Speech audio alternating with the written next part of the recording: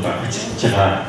Тэгэхээр энийг одоо цаад судалгаанд жоохон чухалчилж авах үзэл илүү азуулах гэх юм бол логистикийн төв нь одоо бүр сайн шандаас илүү орон нутгаас илүү голомт бүлгүүд илүү байхаар одоо өсөж харагдаж байгаа. Энийг цаашдаа бас дахин судалгаанд наривчилж явах юм уу? Ер нь бол тэвэр логистикийн хувьд одоо үнэхээр тал бүрээс надад зангилаа байж болохоор цагаамаа болсонгүй.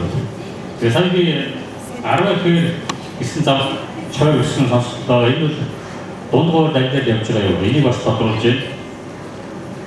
За мөн одоо зүүн бүсрүүгээ бас авцамаар холбохгүй бас ялгаахгүй энэ ачаал бүгдтэй байгаамаа. Тэгээд борон дөр 70 60-ийн хооронд автобустай авцам тавих гэсэн төлөвлөгөө бас байгаа юу? За энийг тодруулж байна юм аа.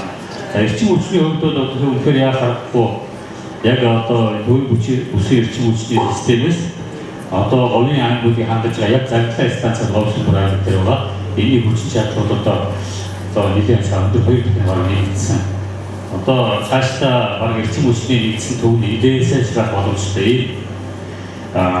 Зүйлүүд одоо яг амжилттай харагдаж байгаа. Энийг бас судалгаанд авч үзээ цаашдаа бодлого болгож оруулах зүгээр юм уу гэсэн бодлоо байна.